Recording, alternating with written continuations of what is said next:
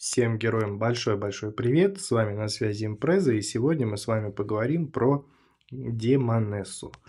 Но прежде чем начать, перейдем вот сюда, заходите в группу, здесь очень много полезной информации, много разных разделов, веток, чат есть, много текста, всякие полезные таблички, гайды, тир-листы, расстановка кузницы и так далее. Заходите, ссылка в описании, в шапке, в комментариях. Либо, если не получается, то нужно просто ввести вот это вот название. Всех жду, всем буду рад, вход свободный. Так, вернемся сюда. Итак, Демонесса, герой, который был у нас недавно в приключении. Также было событие, которое позволяло его открыть. И давайте смотреть и разбираться, что это такое, с чем это едят. Сразу говорю, ни разу не играл, поэтому обзор будет просто первое впечатление. Вот поделюсь своими эмоциями по поводу этого героя.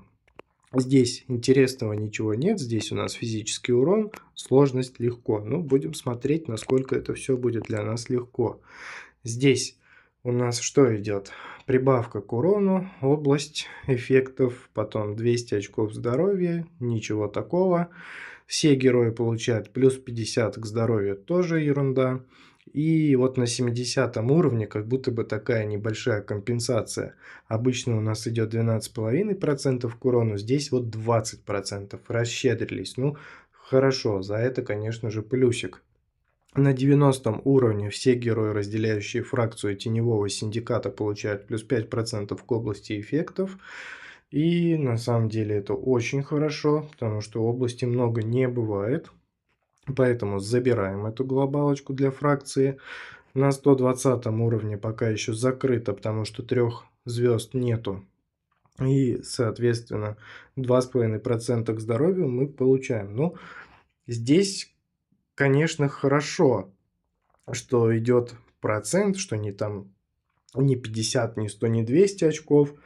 Здесь именно процент. И 2,5% вроде бы мало, но с учетом того, что мы, допустим, используем улиток в пассивных питомцах, плюс мы берем книгу жизни, которая прибавляет нам процент здоровья, и от этого нам как бы становится только хорошо. То есть 2,5% к здоровью – это весьма такая хорошая прибавка. Даже несмотря на то, что в количестве очков здоровья это может быть и немного. Ну, у кого-то много, у кого-то мало. Все равно в любом случае со временем это станет только лучше и эффективнее. Поэтому забирать надо. На 140 уровне у нас с вами открывается персональное глобальное усиление. Идет урон по горящим врагам, добавляется множитель. И вот такой поспешный вывод отсюда уже можно сделать, что если мы с вами прокачиваем ее до 4 звезд и открываем 140 уровень, то нужно стараться как можно больше накладывать вот этот статус-эффект, связанный именно с горением. То есть не упускаем этот момент из виду, чтобы у нас с вами, получается, вот этот статус-эффект работал. Дальше. На что еще стоит обратить внимание? Когда знакомился со скиллами, ну вот просто беглым взглядом пробежался, у меня сложилось впечатление, что это некая такая смесь между некромантом и самураем, мастер клинков. И вот сейчас объясню почему. На 40 уровне у нас каждые 2 секунды Демонесса призывает порождение ада, и порождение наносит 50% урона и живут 10 секунд. У некроманта нежить. То есть вот что-то такое похожее. Ну, посмотрим, как вообще это все выглядит. Я честно скажу, что не играл, не пробовал. Даже в тренировку никуда там не заходил, не смотрел, не подглядывал. Ну, знаю, что есть такой герой. И вот уже даже открыл. Но не довелось мне еще пока поиграть за нее. Так, здесь порождения ада взрываются в конце своей жизни, нанося 240% урона по области. И здесь мы для себя тоже делаем такую маленькую заметочку, что играть можно не только от урона по горящим врагам, если вы довели ее там до 140 уровня, но еще и также используем порождение. То есть вот этот вот урон, который у нас растет с прокачкой уровня, он, соответственно, должен работать на нас. То есть мы, если прокачаем, то, соответственно, нам уже будет полегче, поинтереснее, и урона будет выдавать она больше. Так, и ульта. Вот почему самурай. Все, кого мы с вами положили, заполняют шкалу. При полном заполнении шкалы Демонесса наполняет свой клинок силой и безудержно вращается вокруг себя, нанося определенное количество урона и поджигая врагов на 100% урона в течение 3 секунд. Вот именно вот эта фраза, которая вращается вокруг себя, вот связана у меня, вот ассоциация сразу идет с мастером клинков. Ну, как будто бы вот что-то между ними такое одинаковое есть. Я не знаю, мы сейчас, конечно же, посмотрим, как это все выглядеть будет. И давайте тогда долго здесь не будем заострять внимание. Кузницу пока не будем смотреть. Мы с вами сейчас сначала сбегаем в подземелье, посмотрим, что у нас там. Давайте выберем ее. Так, здесь у нас не самое лучшее стоит. Давайте зайдем сюда. Поменяем. Вот так сделаем. И возьмем ее. Так. Пробуем. И заходим. Также в группе, которую в самом начале показал, введу статистику своих забегов по подземелью. Каждый результат, ну практически каждый, записываю, обновляю. Поэтому, может быть, кому-то будет полезно там свериться, может быть, со своими какими-то данными и просто подобрать, может быть, получится героя для подземелья. Все достаточно интересно там складывается, мне интересно наблюдать. Поэтому заходите, проверяйте, сверяйтесь и делайте выводы. Так, здесь, выпал клинок. 40% урон, скорость перезарядки сокращается. Хорошо. Еще 40% урон добавляется в область эффектов. Здорово. Так, у нас там ульта идет, связана с тем, что все, кого мы положили. Значит, нам нужно стараться как можно больше делать киллов. Плюс 40% урон, скорость перезарядки. Ладно. Обновляем. Скорость давайте возьмем. Урон прибавим. Ну, пусть будет область. Так, что-то она какая-то большая. Или мне кажется, как будто бы она немножко больше, чем остальные герои. Хотя, наверное, нет. Должен быть какой-то стандарт. Так, давайте возьмем вот это. Ну, похоже, да, вот как будто бы вот еще вот визуально, вот как будто самурай, не самурай, а цветущий ронин, и рыцаря тоже чем-то напоминает. Давайте чуть-чуть убавлю, мне кажется, что громко. Так, давайте возьмем еще вот эту штучку. Ну да, ну прям вот можно сказать, что один в один. Так, еще интересно именно вот с порождениями. Вот я вижу, что они бегают, но не вижу, чтобы они брали все на себя. Вот интересно сейчас будет сделать вот так. Будут ли мобы бежать на порождение или не будут? Сейчас посмотрим.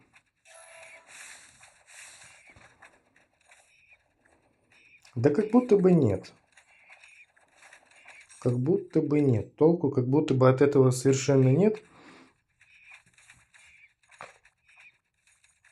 И быстро, кстати, они у нас пропадают.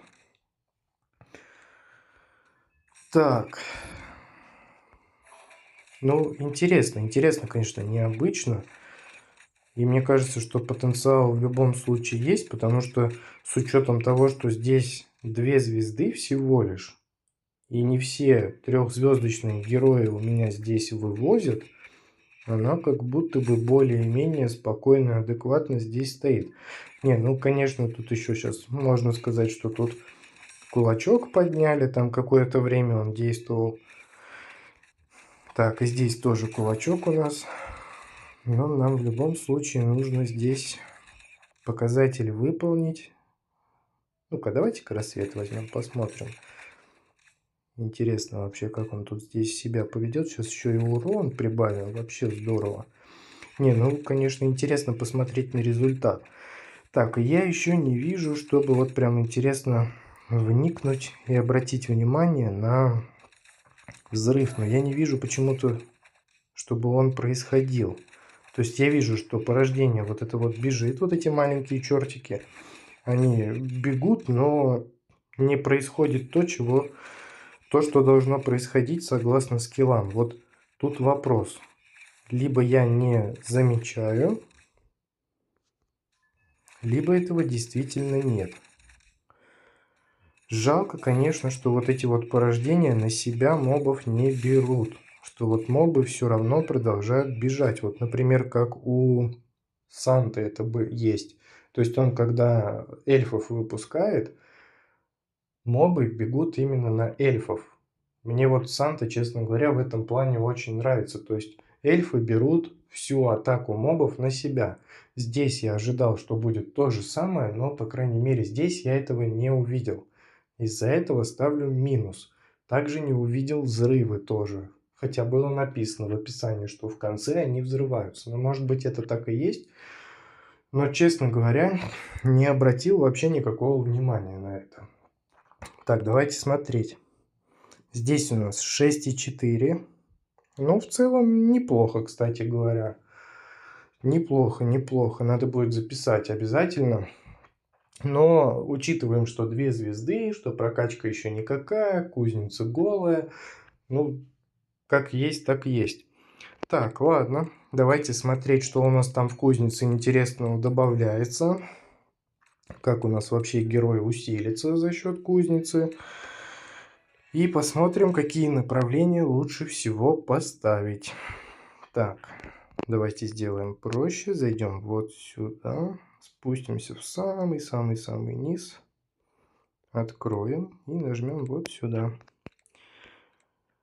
Так, призываем еще одно порождение. Повышаем скорость передвижения порождений ада. Либо уменьшаем время восстановления порождений ада. Ну, не знаю, вот честно говоря, не знаю, что здесь выбрать, что будет более эффективно. Либо еще один вот этот бегающий чертик, но они как-то быстро и пропадают, и быстро появляются. Как будто бы разницы особо нет. Ну пусть будет приоритет на правую сторону, чтобы сократить время восстановления. Хотя, не знаю, будет ли толк, сильная прибавка от одного в плюс, от одного порождения, от одного вот этого чертика в плюс, будет ли это прибавка или не будет. Ну, интересно, конечно, надо тестировать. Кузницу прокачаю, посмотрю обязательно. Либо сокращаем жизнь порождений на 50%, но повышаем урон от взрыва на 25%. Или область взрыва порождения ада увеличивается на 25%. Ну вот как здесь можно адекватно что-то выбрать, если я по факту просто не вижу вот этих вот момент вот этот описанный, то есть он не происходит. Я его жду, я хочу какой-то визуализации, но я его не наблюдаю. Поэтому здесь тяжело тоже определиться, тяжело выбрать. Но, наверное, лучше поставить правую сторону. Потому что здесь определенно в левой стороне какой-то минус есть. То, что у нас сокращается жизнь, но повышается урон на 25%. Ну, как будто бы не особо это интересно. А здесь вот просто область у нас повышается, и вот в этом видим только плюс. То есть там плюс с минусом, а здесь только плюс. Мне кажется, что лучше выбрать правую сторону и отметить плюс.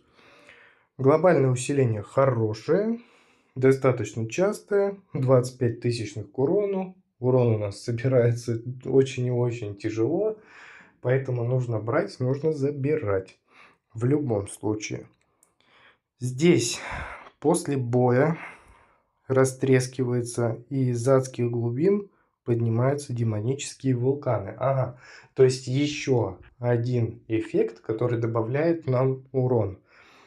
Ну, по крайней мере, должен добавлять. И что здесь выбираем? Во время бури Демонесса оставляет за собой горящий шлейф, наносящий урон вступившим в него врагам. Ну, то есть в теории, если вы достаточно напичканы уроном, можно пробовать проходить кошмар за счет большого показателя урона. То есть вы будете бежать, у вас там горящие вот эти вот пятки сверкают, горящие следы за вами бегут, остаются, точнее, да, немножко такая оговорка. Вот, и, соответственно, за счет Эва, кстати, Эва у нас идет благодаря чему? Книга урона, ну неплохо. И вот за счет этого, соответственно, мы с вами будем проходить кошмар, ну, по крайней мере, пытаться. Либо появляется еще один вулкан. Мне кажется, левая сторона поприкольней. Если мы находимся в режиме, где нужно убегать, ну, таковым является по факту только кошмар, то лучше, наверное, поставить левую сторону. Если мы с вами находимся в каком-то другом режиме, кстати, вот на левую сторону, мне кажется, еще и под арену подойдет. То есть там тоже надо как-то вот по периметру бегать, уворачиваться, уклоняться, особенно от элиток. Вот. Если мы находимся в каком-то другом режиме, то, скорее всего, лучше ставить правую сторону. В любом случае нужны тесты, нужно все это смотреть, все это проверять. Не помню, в тир-листе в группе можете посмотреть, куда ее поставили. По-моему, она у нас где-то вот внизу находится, но, честно вам скажу, мои впечатления, они более как бы чем, ну, приятно, скажем так. Не могу сказать, что прям супер плохо, но вот, ну, среднячок, да. Ничего такого выделяющегося, ничего такого особенного, но и тем не менее, какой-то вот супер плохой я ее тоже назвать не могу.